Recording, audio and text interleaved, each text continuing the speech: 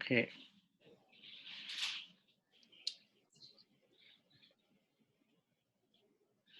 Welcome everyone to tonight's FIU and DC webinar. This session is Apps, Podcasts, and More, Leveraging Technology for Entrepreneurship. We have a great panel that I will introduce shortly. I know that for many of you logged in today, it might be your first time having a direct interaction with a member of the FIU in Washington, DC team.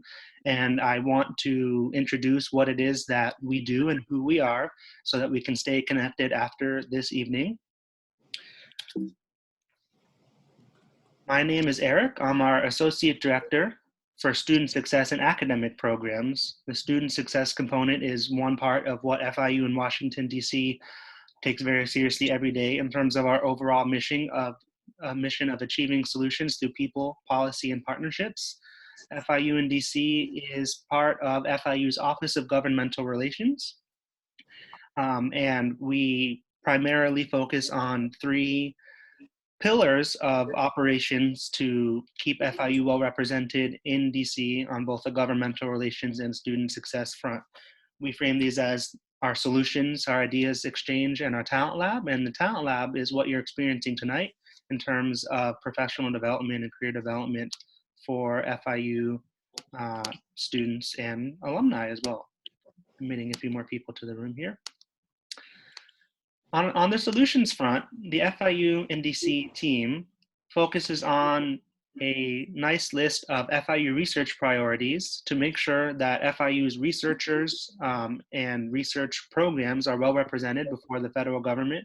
Some of the areas that we do focus on are STEM education, water and coastal infrastructure, Latin America, cybersecurity, defense technology, transportation infrastructure, and health disparities in brain health. So what this looks like is our team, particularly my colleague Carlos Becerra, who's logged in to the session here, and other staff members that work with us in DC and in Miami, have the opportunity to bring the researchers at FIU, the professors who focus on these areas, to testify before Congress, to meet with staffers and members of Congress who are working on legislation in these areas, both so that federal legislation can be informed by the new knowledge FIU is creating, and so that FIU and its researchers have access to federal funding that is being considered to advance research in these areas. So I would describe this as what you might consider traditional government relations work that universities engage in, and that make sure that at a national level, people know what we're doing in these important research areas. Our second pillar, idea exchange, is where these same themes get highlighted in very creative and in engaging ways. Ideas exchange traditionally are very, quite large, quite innovative and exciting in-person events in Washington, DC, focused on these research areas. So as we're in this situation now, we might see some virtual components of this as well. But these two pictures are very exciting representations of events that have happened in the past year in Washington, D.C. We see a major convening on brain health, and particularly health equity. It's brain health in diverse communities, and a great event on water, coastal health, wealth, and resilience, where FIU leaders and FIU researchers, along with federal government leaders, think tank, and advocacy group leaders, participate in discussions and dialogues and panels hosted by FIU in Washington, D.C., so that the decision makers and funders that are in the nation's capital have access to experience what FIU is all about in the city itself. So we are constantly up here hosting these types of events to highlight what our university is up to with our idea exchange programming. And what you're all experiencing right now, and the part of the operation that I'm most closely responsible for, is our talent lab. The talent lab is all of our student programming. This is everything that we do with students who are not yet in Washington, DC. So events like this, a bi-weekly newsletter with internship opportunities and professional development resources. I also have my other colleague, Travis Stozier, who's based in Miami, who's available once things get back up and running in person for in-person consultations. Him and I are both available for virtual consultations now. Everything we can do to get students into internships in Washington, D.C.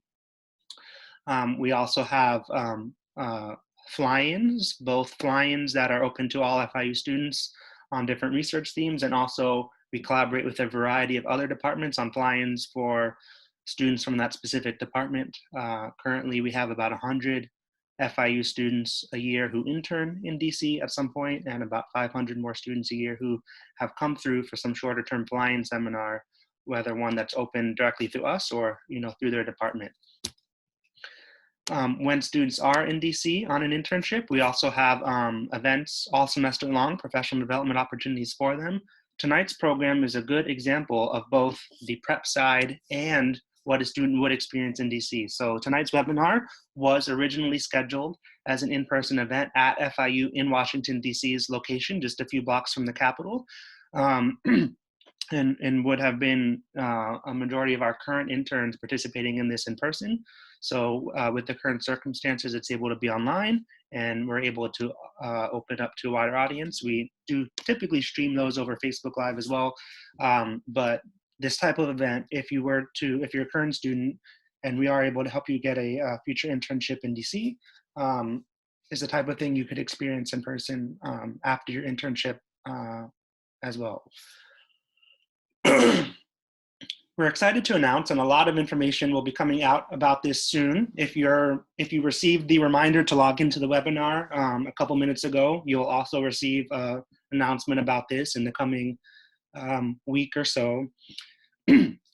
While we've always helped every FIU student that we can with applying to internships in DC, we are launching a new program for fall called the Hamilton Scholars Fellowship Program, which is a more comprehensive way for us to support FIU's top-notch interns through streamlined access to housing options, internships that are paid, in-person classes in Washington, D.C., where we will have 2 courses available to take in person in addition to the online courses that FIU students are currently taking, and an additional stipend on top of any stipend that comes from the internship provider. This is something that we are very excited about to take even to the next level, the experience that FIU students have when they are in Washington, D.C. And certainly know that I'm available to connect with anyone who might be wanting more information on all of this stuff that we do at a later point. Again, if you've gotten an email about tonight's program, that should have come from me, where you have my contact information. My email address is quite straightforward. I'm Eric Feldman, Eric F. My email address is ericf, E-R-I-C-F, at fiu.edu. So tonight, we are here primarily to meet our panelists, and we have 4 of them in total. I'm going to introduce them via these slides, and we're going to talk with them. Our FIU alumna on the panel this evening is Laura Rodriguez. Laura is a producer and public affairs manager for the Europe Desk, a podcast from the BMW Center for German and European Studies at Georgetown University's School of Foreign Service. She's also a second-year MA candidate at the German and European Studies program there at Georgetown. She graduated from FIU in 2016 with a bachelor's in international relations and history and a certificate in European and Eurasian studies. She's originally from Caracas, Venezuela. Introducing them together as the co-founders, and I should mention on Laura's front, she's here representing her role with the Europe Desk podcast, as this webinar is all about technology and entrepreneurship. Naeim, Khanjani, and Soraya Bagheri are co-founders of the Electo app, which you'll certainly learn more about today. Naeim is the co-founder and CEO. He came from the US as a refugee from Iran after his family was targeted and persecuted for being members of a minority religion. He came on his own only 7 years ago. During this time, he learned English, became an active member of the community, and completed his undergraduate studies in business administration and MBA. After working in the financial sector for several years, he decided to start his own venture, Electo, as a way to give back to his new home. And Soraya is the co-founder She is a public policy wonk with 2 law degrees from Paris Sorbonne and UCLA Law. After representing governments and corporations in global disputes for almost 5 years, she left Big Law to work on Electo full-time as its COO and Director of Civic Technology and Policy. So Europe Desk and Electo represent the 2 technological ventures that we are hearing firsthand about today. And then after we talk a little bit to them, we'll transition to Bob at Ashoka, Bob Spoer. Bob is the chief entrepreneur for People, a veteran of Silicon Valley search. Spoer has recruited business and technical innovators globally for a number of Silicon Valley companies. In addition to LinkedIn, he has worked with Bloom Energy, Trimble, and Techniton. He began his search career with Spencer Stuart based in Hong Kong and has had pro bono clients, including the White House Presidential Innovation Fellows, Playworks, and the Global Network Initiative, and currently Ashoka. You'll learn more about Ashoka when we speak with Bob, and Ashoka and FIU are great partners to promote social entrepreneurship. So with that, I'm going to transition to spending some time talking to our guests.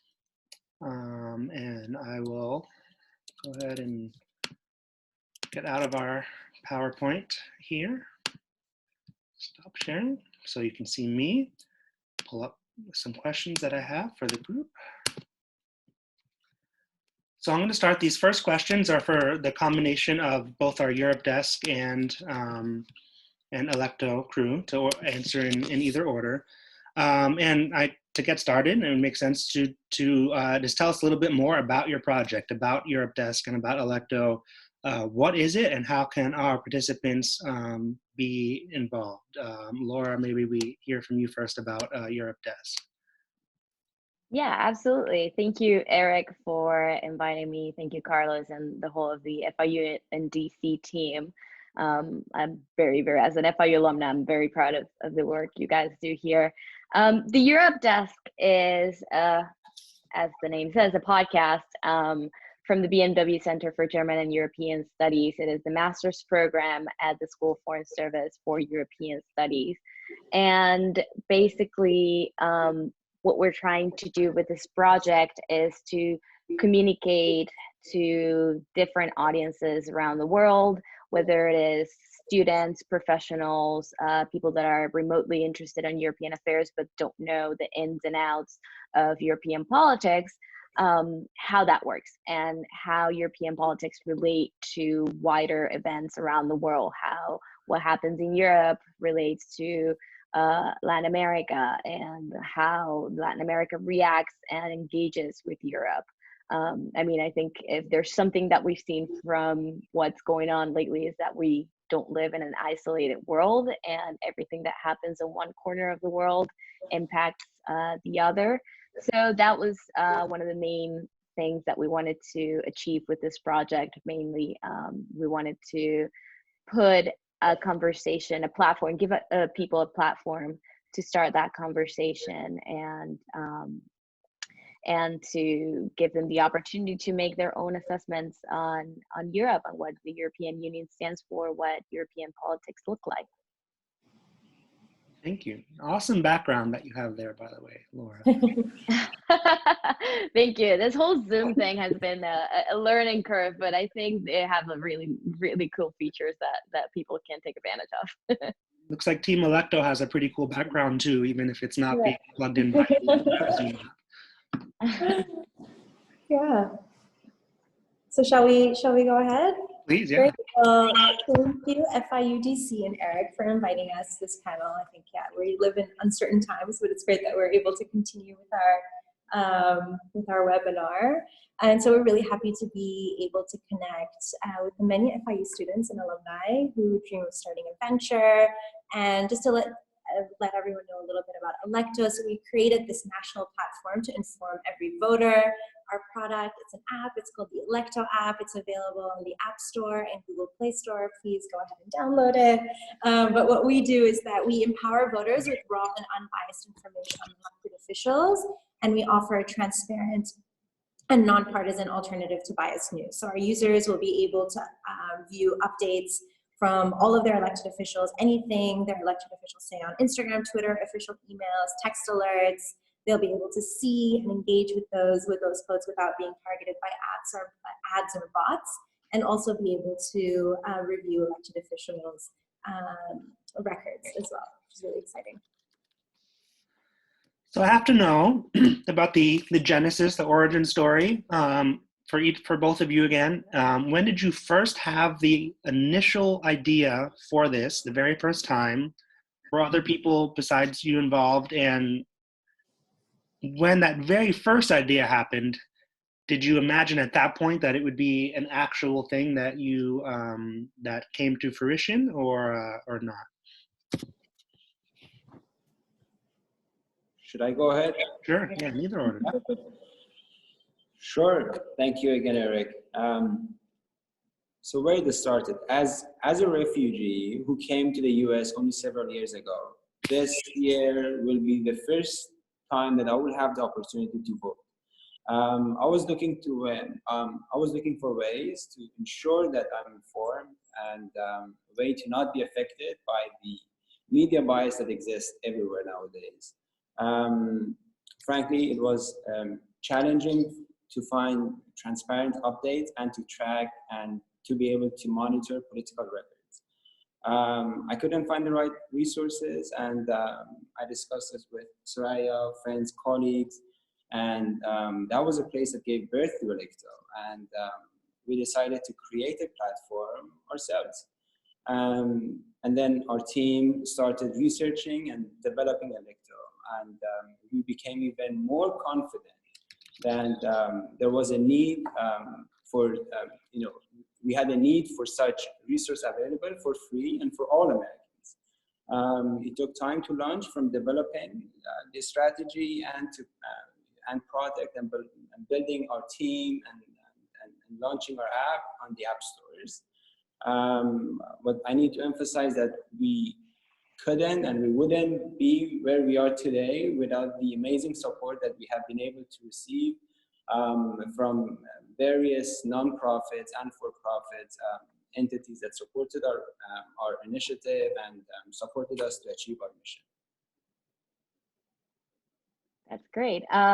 Yeah, on the side of the Europe desk, we launched last August. We launched August 2019. But the whole idea started brewing, if you want to call it like that, in 2018 when we started our graduate program at Georgetown. This is a project, of course, that I don't run by myself at all. It's a lot of work. So I actually run it with one other colleague from the program, Alistair Somerville, who was the brains behind the idea. He wanted to create a platform to showcase the center's work and all the cool speakers that were always on campus and even around DC. I mean, if you've been to Georgetown here in DC, you know that the faculty is not only teaching there, but they have what they call their daytime jobs, and they're doing really cool stuff, really cool work. And we just wanted to provide that platform for the public to listen to these people that, of course, have no shortage of platforms to be listened to. But we hope that this project would offer something that others don't, which is having a unique twist or a unique perspective to European affairs.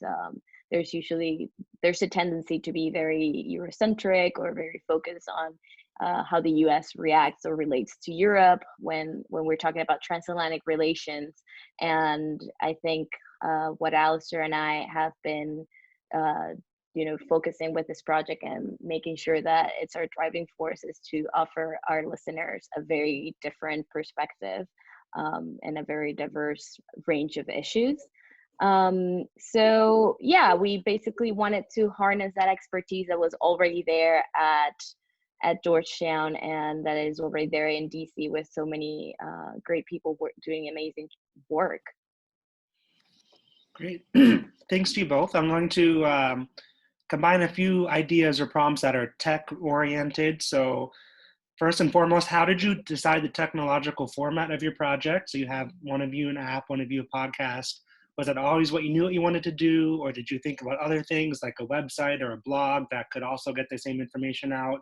And once you decided on that, did you already have the technological skills to build that app or that podcast? And if not all of them, how did you either get them or partner with people who did? Yeah, maybe I guess on the side of the Europe desk, I think we always conceived it to be a podcast. Alistair and I, we are big podcast fans, so we're a little bit biased in that sense. But of course, our favorite is the Europe desk, but that doesn't matter. But yeah, no, it was always meant to be a podcast. It is, I think, a format that lends itself well to life in DC. It's short episodes that you can listen to in your commute while you're working out, what you're, taking a break from your work, from your job. So we always conceived it like that. We always thought it would be a podcast, and we never considered any other platform. I think, blogs and all those different platforms are very useful, but I think for this kind of stuff, there's so much written about Europe. There's so much expertise out there that, people don't necessarily have the time to sit down and read. And I think the active listening is a very good exercise to do, especially in a city like DC. And when we started, we didn't necessarily have the expertise to know how to do all of this. Alistair has done a wonderful job with the whole editing part. He learned, taking a few webinars, and with our other partner on this, Simon, who works at WNYC NPR. He does the more technical stuff for the episodes that we don't know how to handle necessarily in terms of noise reduction, the more technical editing part of the episodes. But yeah, it's been, at the beginning, it was a lot of, figuring out what worked, what it didn't, even simple stuff as how to improve the sound of our audios through the different mics that we use, how to make sure that we got a good quality audio, not only for us but also for our guests. And it was a lot of trial and error, and I think we've gotten to a point where we're pretty comfortable with the product that we're putting out there, because that's ultimately what we always wanted, to put some really good quality product and really good conversations out there. Yeah, on our end, I think when we were kind of analyzing the problem that we had, misinformation, trying to see what it was that we were trying to create, we did a little bit of research, actually a lot of research, and we saw that there are 232 million eligible voters in the U.S. There's over 150 million projected voters for 2020, and over 30 million of them are millennials or Generation Z. And so we held focus groups, we discussed with people of different backgrounds and different industries, and it looked like having an app platform would be the most efficient way of reaching the most number of voters and first-time voters. And so, today more than ever, we use our phones all the time. Our phone is always with us, and we wanted to create a resource that would be user-friendly and easy to use for everyone. So that's how we developed it into an app format. It could also morph into also having a web page or blogs or different things as well. So we're still in the very early stages, but at the moment it's just the app. And maybe Naeim, you can talk about the tech aspect of the app. Sure.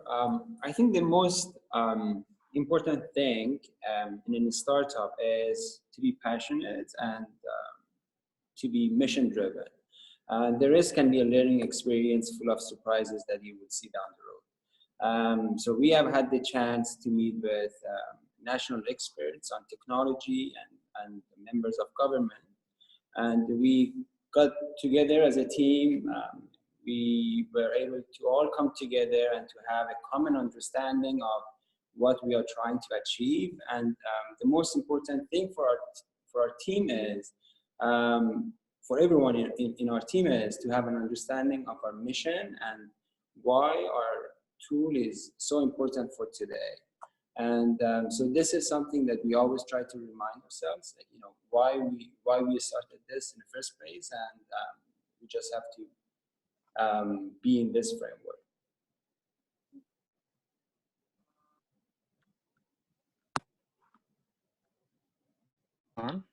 In terms of time and money, now you're on. Yes. now I'm on. In terms of time and money, so we saw in the bios of Electo that it's their full-time commitments. So I'd love to hear how you two decided to make it a full-time thing, and Laura, how you balance it with any other commitments you have, and how you negotiate all that, and then if any money's been necessary for these projects, how you've secured it, and what that's been like for you. Yeah, sure. It is a full-time job. Basically, it does require a lot of work, especially when you have a small team, and we've found ourselves, which is, I guess, a really good problem to have, with so many people that want to be on the podcast that are willing to talk to us, but we just don't have the capacity sometimes. And it's been a lot of time management, careful time management on our part, to try to get everybody on while making sure that the conversations are still interesting, and balance that out with our own graduate school commitments, which are a lot. And of course, if you factor in internships or jobs, it becomes a lot. But I think, and I speak for Alistair and me here, that we enjoy it so much that it's just really rewarding to do, even though it's a lot of a time commitment on our part. And I think yeah, what was the other part of your question? Sorry, Eric. The money part of the question. The money part, right. So we actually been very fortunate, because it is a production of the BMW Center. So it is associated to them, and it's supposed to be, eventually carried out by current students coming in, whether they're second years or first years, to get involved and carry the center's work and keep putting it out there. And we've had a lot of interest, thankfully, from many of our colleagues at the center. So we've had a lot of support from the staff and students at the BMW Center. I think in terms of more specific financial stuff that we needed to factor in when we were doing our research, it was our music licensing for our theme song, and of course the service that would spread out and put out there the podcast and all the platforms. And then really more recent stuff that we started factoring in, but that weren't a factor back when we started, was upgrading to having our own microphone, because we are seeing that there's really good reception for the podcast and people want to keep listening to it, so it's not going to go away anytime soon. So we just got a new microphone. We did a lot of research on what kind of microphone was the best for this, and the one that had the best reviews. So we just got a new microphone. We got some new business cards. So that has been secondary considerations as the podcast has evolved, as we've seen the positive reception that people have given to it.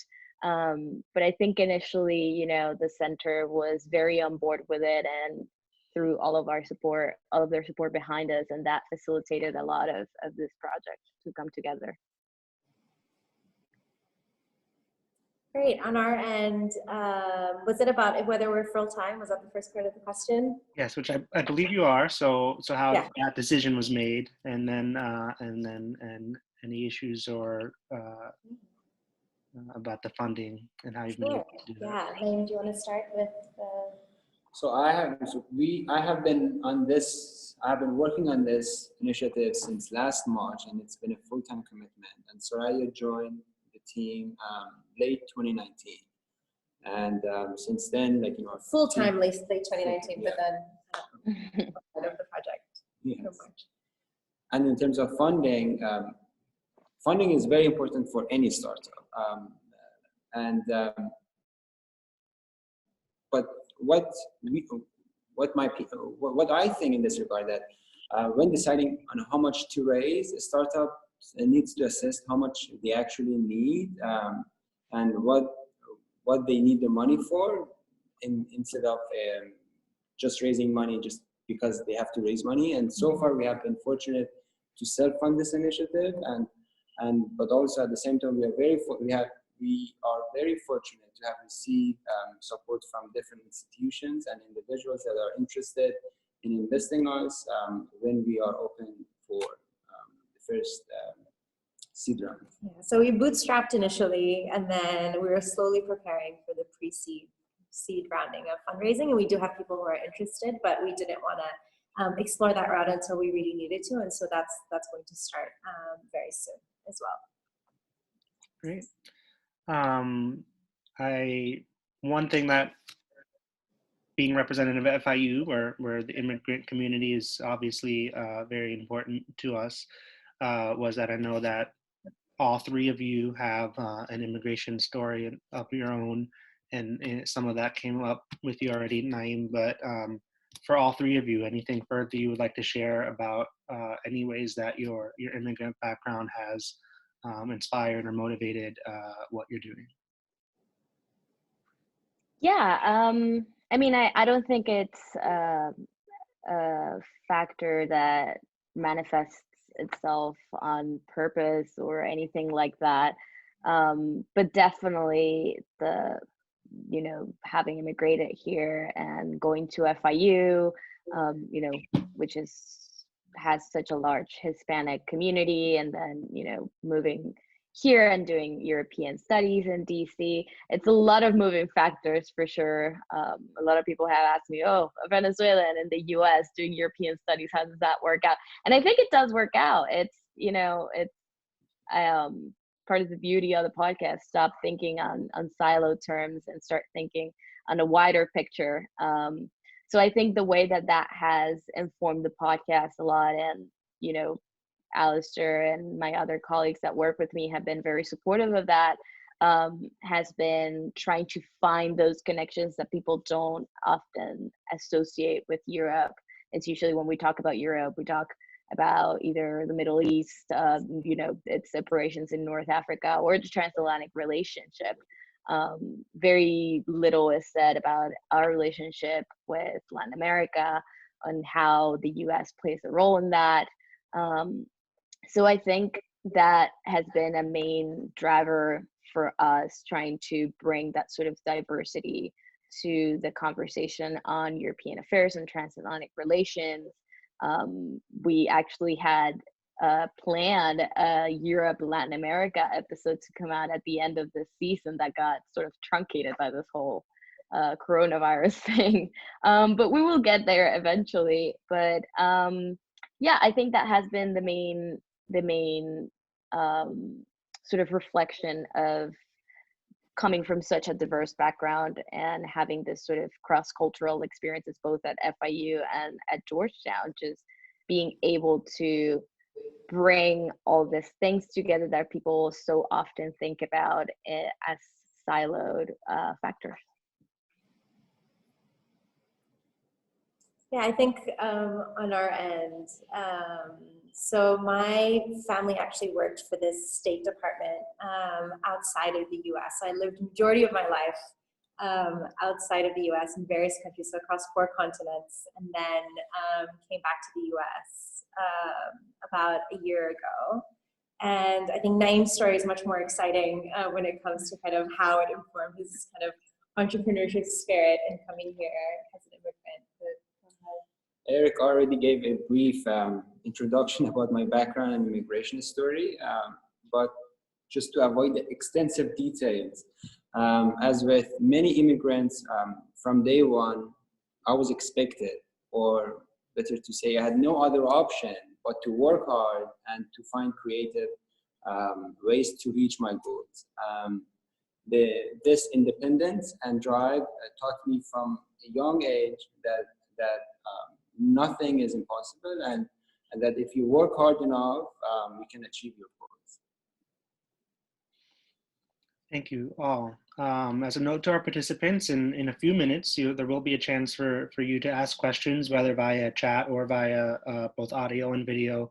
I want to take the chance to transition the conversation from this example of two ventures that I believe serve a social good of keeping people informed on important issues, and allowing people to be better participants in democracy, whether U.S. domestic politics or being informed of foreign affairs and European affairs in a global sense. So I wanted to introduce participants to Ashoka. Ashoka is focusing on this topic of entrepreneurship for social good in a much broader perspective, dealing with bigger changes of systems and connecting and supporting the individual entrepreneurs and groups of entrepreneurs doing this work. So this is where I turn it over to Bob Spoer from Ashoka, based here in the DC metro area in Arlington. I've had a chance to visit the office a few times, as FIU is a partner of them. So Bob, can you tell us a little bit about how Ashoka works to support and connect entrepreneurs, and how Ashoka defines social entrepreneurship? Let me make sure I have you unmuted. Bob, unmute. Great. All right, you are on. All right. So again, the question is how Ashoka, sort of supports social entrepreneurship, or how it defines social entrepreneurship and how it supports the social entrepreneurship, connects them.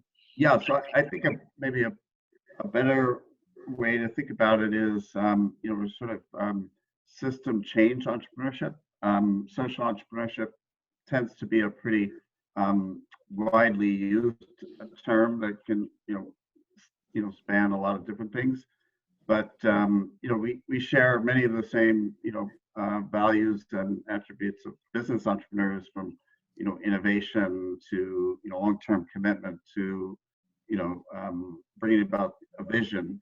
But our vision, like our panelists, is centered on a purpose that is committed to the good of all, and in doing so, we see what's not working, and try to bring equilibrium, be that sort of corrective force. And you can't really understand a system until you try to change it.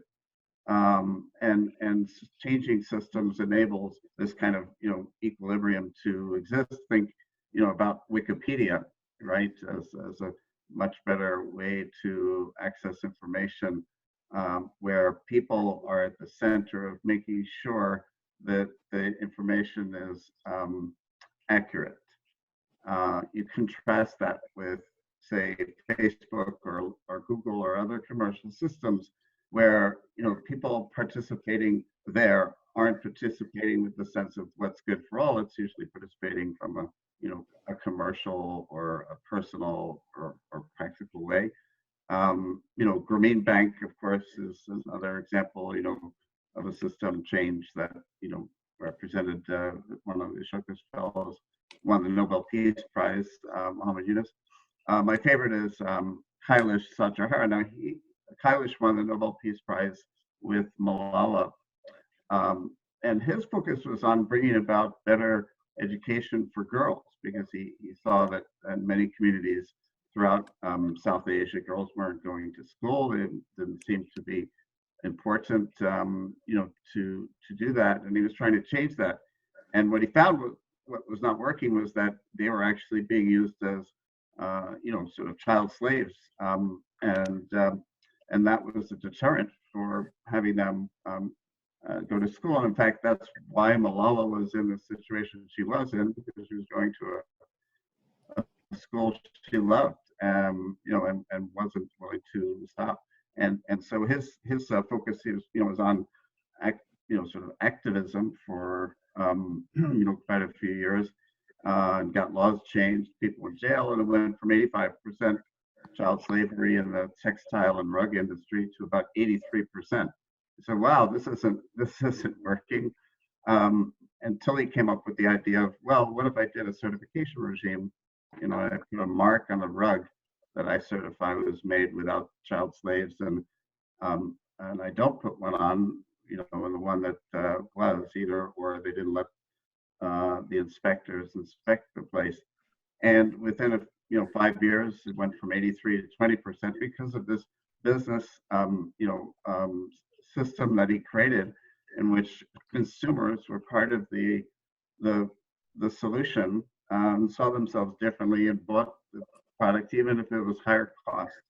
And so that's really a system change, because you can see that now girls, they've removed the incentive to have girls not go to school. Now, obviously it's created a much better society as a result, more equality and so on. So, and we support, our entrepreneurs by both, connecting them to each other in a way that helps empower them, as well as connecting them to the right business leaders and organizations like yours, and hopefully that's answering your question.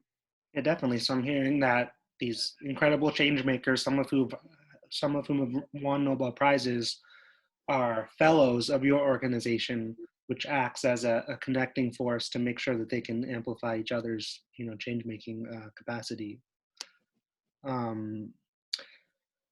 Your own background is in technology innovation specifically. So considering that, both of our examples of tech ventures, so to speak, are technologically focused as well, do you have any reflections on what you heard from them, or even if disconnected from their stories, thoughts on technology's role in innovation, and if new emerging technologies are changing what it needs, what it takes for someone to be an entrepreneur, social or otherwise?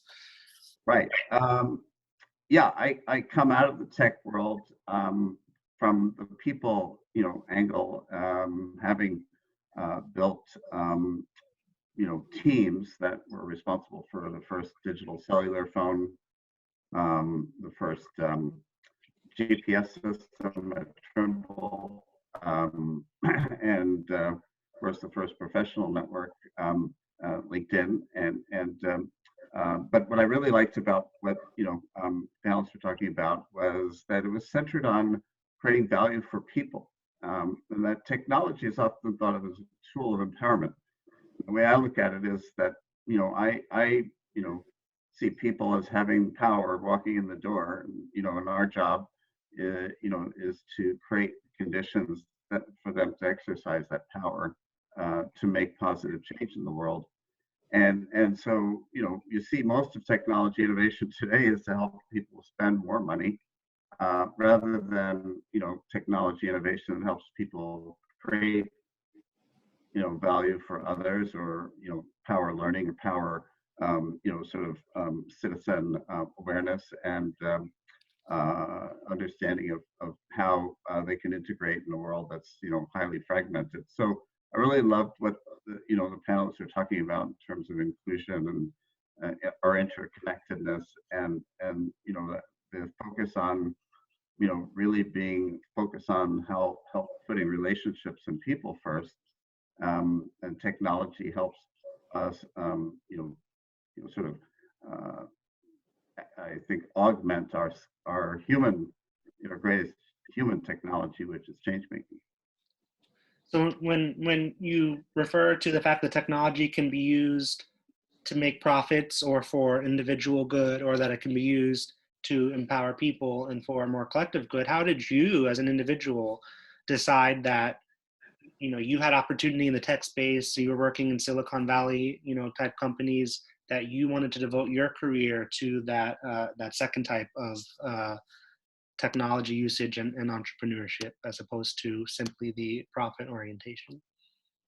Yeah, I mean, coming from the tech world, I think I always had the orientation towards creating, a better society, with technology, whether it's again a digital phone or GPS. We created the first autonomous vehicle that helped reduce use of chemicals and gas in farming by having the tractor drive straight so that they didn't spend more gas than they had to, and then moving now to systems where at LinkedIn, enabling kind of economic opportunities for many members of the workforce. And I actually am responsible for putting on the LinkedIn profile opportunity to represent yourself and your interests in both nonprofit interests, skills-based volunteering or board service, and or the your causes. And it was an interesting thing there because there was a lot of resistance. So it's going to cost a lot of money. This is not going to improve our profits. The same kind of business logic in some ways, but I had to persist, and I did it in the sense of what was valuable to them, which was member growth. I said, why would dentists want to be on LinkedIn? They don't hire people. They don't have, they're not looking for a job. They have their own thing, and they're not interested in the same dialogue, but they might be interested in being an active change maker in their community. They want to be representing themselves in terms of this is what I care about, so they can connect with people based on their purpose and not necessarily based on their promotion. And now we have 25 million people that represent their nonprofit interests on the profile, and 50% of hiring managers say those that elect these interests, all things being equal, I'm gonna hire them because I feel they're going to be greater supporters and positive change makers at our organization. So I've always had that background, but I wanted, I recognized there's some pretty significant limitations in achieving impact, for the good of all and not to good of few. And the greatest opportunity came with Ashoka, which with its mission of everyone a change maker. I mean, you can't imagine a better recruiting opportunity than that. And so it was again centered on the fact that what I've seen is technology created in the context of profit or commercial tends to actually be less useful their social purpose. Thanks, Bob. I will certainly always think of you whenever I update the volunteering section of my LinkedIn, which I have to say the unexpected connection here is that I do have Electo listed under the volunteer section of my LinkedIn since they invited me to be their university engagement advisor. So I know that I can put that there because of you. So I'm going to open it up to questions. And we'll close on some calls to action, including learning more about the Changemaker campus network. So I think the best way to do this, and we'll adjust if needed, is if anyone who has a question clicks on the Manage Participants button, you should be able to see an option to raise your hand. And if you raise your hand, I can unmute you so that you can ask a question. And then I also have the chat box open in case anyone is not able to communicate via audio video. If you type in a chat box question, I'll read it on your behalf. So if there are any questions, I'm looking for raised hands.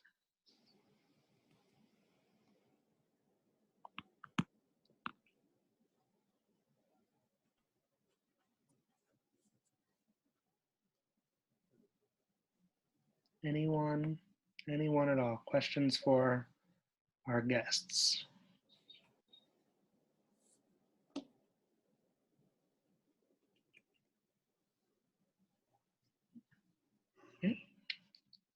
Not all at the same time. Same time. Francia says she's trying to raise her hand and it's not okay. So the hand raise function might not work. So what I'm going to do is I'm going to I'm going to allow participants to unmute themselves. And so Florencia and Luisana have indicated their interest in asking questions. So if the hand raise doesn't work, go ahead and type in the box you'd like me to unmute you. I'm going to go ahead and unmute Luisana first. Luisana, you should be able to talk. Hello, thank you so much for taking the time, and do this today. I have a question about how do you feel when you decided to start your like own startup? Like, I know it's a little bit like scary, so just want to know a little bit more about your process doing that, and like how you transition from like your full-time job into like working full-time to your startup. Like, how was that whole process for you guys? I think it's more directed to the Electo app team. So, or if anyone has like can share that experience with us, please. Yeah, no, thanks, Lysana. Yeah, it's definitely nerve-wracking, and it's yeah, it takes a lot of guts, I think, to leave a job that you have to go and start a startup. But I think if you have a great idea, and if you're very passionate, and if it's something you really believe in, then that's your recipe for success. I think as long as you work really hard and you don't give up, there's a lot that a startup can offer. Yeah, something Naeim says all the time is that, don't be afraid to share your ideas with your friends, your family, your colleagues. They most probably will not copy your idea. Most people don't execute their own ideas in the first place. So yeah, so ask for help, ask people who are experts in that industry to see kind of, to be able to help you. Also, I don't know, it depends on what type of startup it is, or what type, if it's a nonprofit or for-profit. If it's for-profit, to have a solid business model. But if you have other questions or want to know more kind of nitty-gritty on kind of how to start a startup or our experience, I'd be happy for you to email us as well, or message us, and we'd be happy to speak with you. We're new at this, but it's been a beautiful experience of being able to support other startups that are also starting and also gaining a lot of insight from other established startups. So it's a wonderful community to be in the startup community. I agree. Yeah, I was going to say that, risk taking, right, is a part of life. And, one of the things that I kind of observed in moving from private sector into, social sector, citizen sector, the idea of taking a pro-social risk, an intelligent risk is one where the upside is, so much bigger than the downside, that it's worth taking. But the pro-social risk is, in a sense, maybe not so quantifiable, but it is, something that you can get confidence on, because you're actually achieving, improvement, and bringing about a new reality for your community, your family, your world, right? And that by staying on that, you're kind of going in the right direction. One interesting contrast between the social world of entrepreneurship and social entrepreneurship is, in the VC world, they basically fund 10 companies, hoping 9 of them don't make it, and one makes it, and that's their unicorn, and they make a lot of money off of that. In the social entrepreneurship, almost the reverse. That the idea is, oh, we're going to fund and support leading ideas and social entrepreneurship, and making improvements. We want them all to succeed. And today, like 70% of the social entrepreneurs are still working in their field. And that is a testament to the sort of sense. If you're on a pro-social risk, it's long lasting. It's in your DNA, and it sticks with you. So it's going to be tough at the beginning, but in the long run, you're going to be better off. Yeah, maybe to add what our friends at Electo have been saying, the value of partnerships is enormous. I think one of the things that really helped us out in growing as we did, I mean, this, again, a student-run podcast with a very small team, and right now we have listeners in 63 countries and over 7,800 unique downloads. I mean, we never imagined that we would expand like this, and part of it has been the partnerships that we have created throughout this whole run. So we have partnered with the delegation of the European Union, the Office of the European Parliament, liaison office here in DC, which also has an FIU intern with which we have connected as well. The German Marshall Fund, the Friedrich Ebert Stiftung, and even stuff inside the Georgetown community, the Georgetown Security Studies Review. So that whole idea of building up partnerships, of talking to people that are interested in the same topic you do, but that approach it a different way, just merging those two things have helped us grow as we have, and I think has been very fundamental in the success of the Europe desk in this case. And if I could add into it that in addition to what Soraya and other friends mentioned, if you have an idea, share it with your colleagues, friends, people around you, and you will be surprised with the amount of support that you will receive. But at the end of the day, so you will never lose. It will be a learning opportunity. You will learn so much, or you will get connected with so many individuals that you have never imagined. Worth it if you take the risk, if you focus on it. My good friend Florencia, I believe you had a question as well, and you should be unmuted.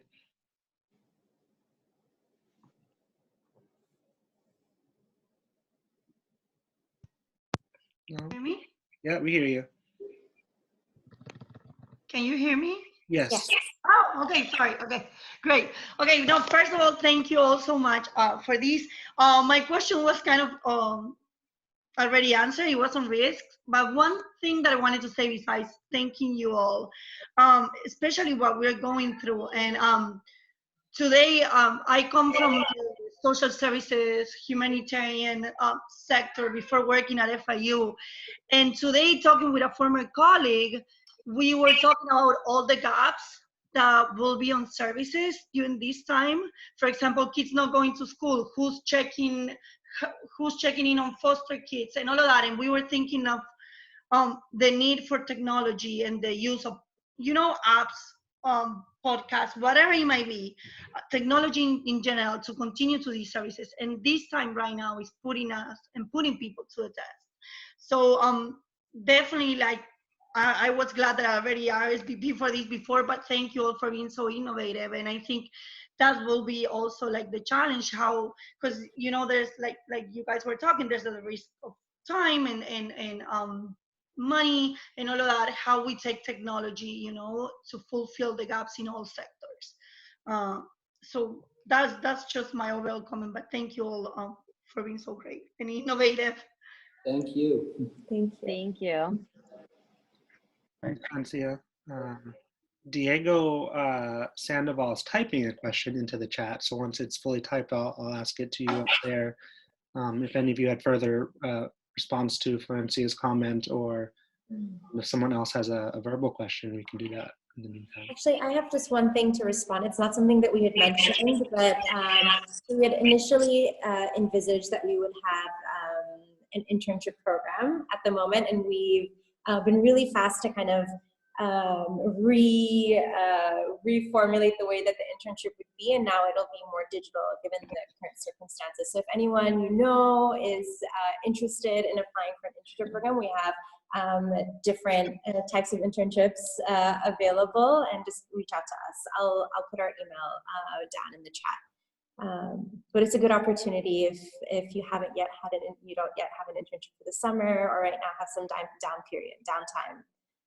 We'd be interested to hear from you. Yeah, that's great. You guys are doing that. I mean, some of the things, maybe to expand on Florencia's comment, and I'm sure you've faced this with this whole situation, as the challenges that are arising from having to move operations indoors to being in your house, especially when you have a team that you're working on, to going digital, fully digital on your operations, at least for the podcast.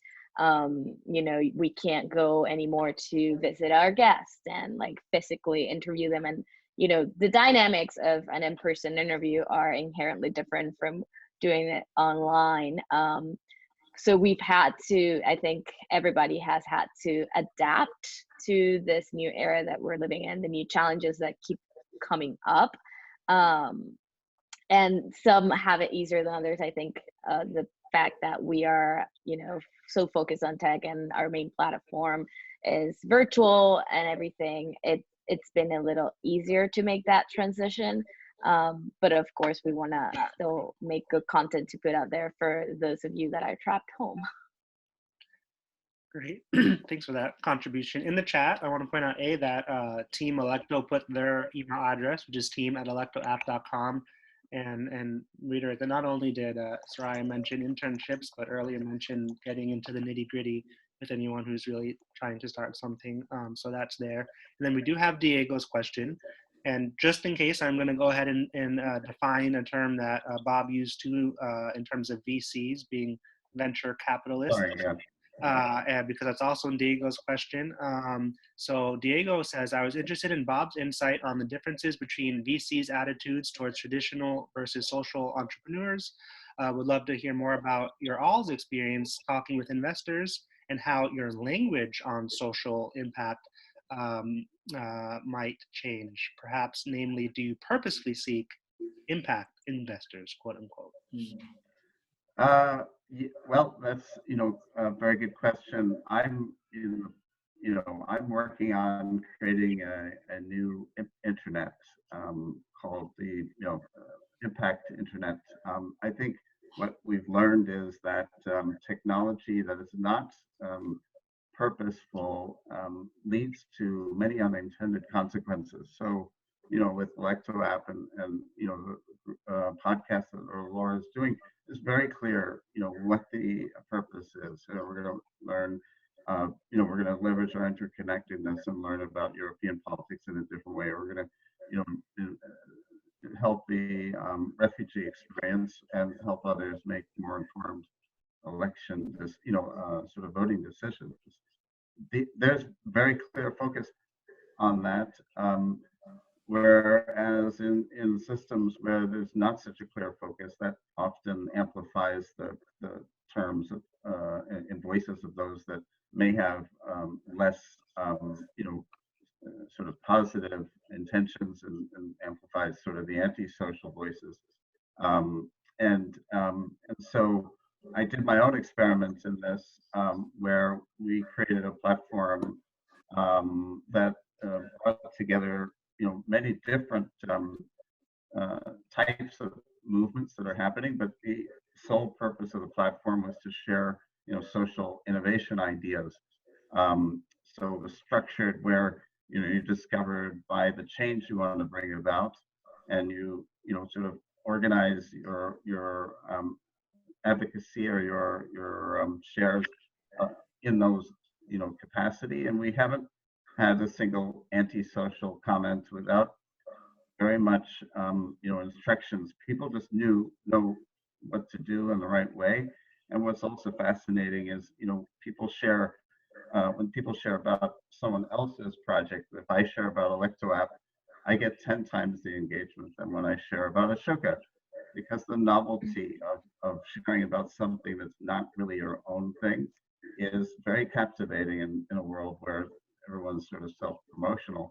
Yet at the same time, when you recognize it, the technology enables that it helps both of us, right? It helps Electo app get some additional followers and supporters, but it also points to the sort of lack of self sort of orientation and more of a transcendence of purpose to others. So I think that's kind of where I see the difference with VCs or the venture capital world, which is really about tech innovation and not about personal transformation and social change or system change. That inevitably these things are just sort of disruption for disruption's sake, not really changing and creating a more permanent and better reality.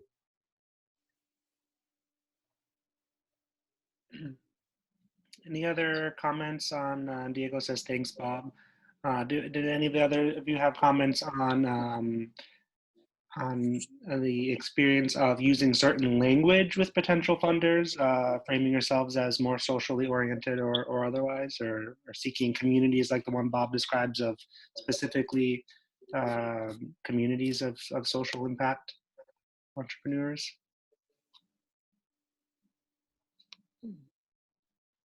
And if not, I mean, yeah. in terms of, it's best to obviously speak, speak their language. That's always, from an, sort of one of the four, sort of primary skills in our world now, right? Empathy and new leadership, where everyone is, treat everyone as a leader, enable everyone to be a leader, creative team, work, which is what we're doing here, and support each other in getting better awareness of what technology dimension is now, and change make itself. You see a problem, you take action. And so, from an empathy standpoint, you really have to have their understanding of the world in your head at the same time, enable them to see it from your point of view, and that's where the big value can be found, because again, the advancement is going to be through people relationships and ability to enable people to work together on great opportunities, and solve important challenges. Yeah, I guess on the question of languages you pose, Eric, it's not so much language as translating what the podcast is and the reach it has. It's not the majority of our guests at all, but we've had some of them that we've had to sort of go a little bit more into detail on how the podcast works, who's going to listen to it, especially with the more seasoned guests who don't necessarily know what a podcast is, what platform you can listen to. They think it's kind of like a radio show, and we have to explain it's kind of not. So that generational sort of like gap we've had to deal with a little bit, and sort of make sure that our guests understand fully what they're committing to when they come on the podcast and agree to interview with us, and understand that this is going to be out there for the public to consume, and that is precisely the idea behind it. So maybe not so much adapting, but sort of like going to that extra mile to make sure that they understand what this new platform and this new sort of device that you can talk to people on is. It's kind of like Zoom, and I also intend for available to the public on YouTube, unless any of you reach out and let me know. I prefer for that not to happen for any reason. No, I don't think anyone else has indicated in the chat that they have a question, but I'm going to pause for just one moment here to see if anyone indicates in chat that they have a final question, or I haven't enabled the unmute yourself feature. We are seeing some thanks here. Maureen and Gary in the chat are both thanking all of you for participating. So I would say definitely all of your comments today have been impactful and informative to the guests that we've had in here. We do have and I'll let you all give your closing comments and advice to people who might want to start their own ventures at the end. Action point for each one is obviously download the Electo app, electoapp.com. Listen to the Europe Desk podcast, which Laura put the link to listen in the chat. And in terms of Ashoka, I alluded to earlier that FIU is part of the Ashoka Changemaker Campus Network. The Changemaker Campus Network is a list of universities who each have an infrastructure that supports students in engaging in socially entrepreneurial ventures. So there's a variety of programs that work together at FIU, whether my former office, the Office of Global Learning, Startup FIU, the Center for Leadership and Service, where students can be change makers. The kind of umbrella website at the moment, as I understand it, change.fiu.edu. has some resources for students. And another good friend of mine, Amani Jerome in Startup FIU, is kind of the main Ashoka liaison at the moment. But for anyone at FIU who wants to start a venture that makes a positive change in the world, a variety of FIU resources can work together to help you do that. You can reach out to me for connections. I can connect you to Amani, and again, change.fiu.edu represents all that we do that puts us in that Ashoka Changemaker Campus Network. So that's what I have for you. Also, remember to look up for announcements about the Hamilton Scholars Program for FIU and DC. And if any of our panelists have a closing remark or a piece of advice, so you're welcome to impart that now. Sure, I guess to close out, thank you, Eric and Carlos and the FIU and DC team for having us. I guess my piece of advice would be to do a lot of research, but don't let that block you from actually going into your idea. Surround yourself with people that share your vision, but that also complement your skill set. You don't have to be an expert at everything you hope to do with your venture or your project, but you might have that one friend, like our colleagues at Electo mentioned, that is an expert on something that you're not, and that can help you out, and that is also passionate about the same topic as you are. And then my final piece of advice would be, foster those relationships. Don't be afraid to go out and make a cold call for somebody that you want to talk to, that you think is interesting. You will find out that more often than not, people would love to talk to you and just have a great conversation and put their opinions out there. And that can be personally a great thing for you to build your own network, but also for your project to just start cementing those relationships for the future collaboration. Once again, thank you, Eric and FIU, for hosting such a wonderful webinar. And in addition to what Laura said, I agree with whatever that you just mentioned. Just be persistent, because you will face challenges. But yeah. And another thing, Laura, also that you mentioned, the cold calls, reaching out to people out of the blue. I think 90% of the time people have responded. We've had opportunities where we've met with presidential candidates, we've met with senators, representatives, where we thought that no way they'd want to meet with us, but they did, because we persisted and reached out to them, followed them after a panel, and asked them if we could have some of their time. So there's that. And I think another question, I think, for those who want to start a startup, they should ask themselves, it's not, is my startup going to take over the world, but how big could this be if I did the right thing? So if I made the right steps, if I connected with the right people, how big could this get, or how much impact could I make? The sky's the limit.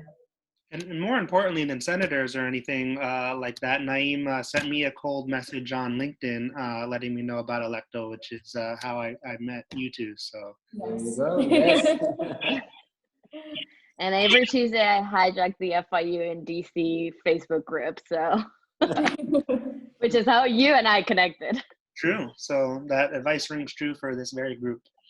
Yeah, I think I would just add that the outreach centered on the change that you're bringing about in the world is never cold. You can always connect with someone.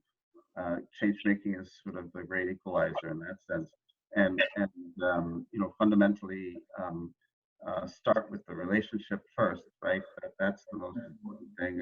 Is this change something that appeals to you? And if so, what are some of the possibilities for us to have that closer relationship?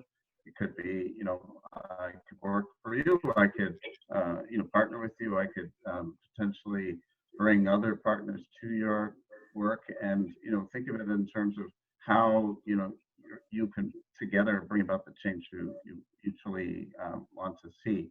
And that's an empowerment approach that, really does change, flip it. When you seek money, you get advice. When you ask for advice, you get money. right? So kind of way it goes. And you know, FIU, I think, you know, thank you for your being part of the Ashoka, you and Ashoka community. And since 2015, you've been one of the leading, you know, institutions here in terms of being part of our, you know, changemaker campus community. And it's not only about empowering students, it's empowering the faculty and administration, and also it's the community itself, because you're nurturing a great community with your talent lab, and seeing you know, higher education and universities as part of a system change in and of itself, which is where, you know, social innovation being the core brings about greater learning and value for everybody. And we have internships at Ashoka, so you know, Ashoka U, of course, is also hiring, and you know, you can connect with us on our website, or changemakers.com has some interesting challenges all the time. So putting in a plug there. Thank you. Fantastic. One last thank you to you all. I never take for granted that a large group of people chose to spend part of their evening with us, especially during dinner time. So thank you all so much. It's gone as well as I could have possibly imagined. I wish you and your coworkers and families all the continued health during this time, and don't hesitate to reach out to me at ericf@fiu.edu, any way that I can help connect you to FIU and DC. I consider this webinar adjourned. Thank you, Eric. Thank you. Thank you, guys. Really nice to meet everyone. Thanks for listening. Thank you.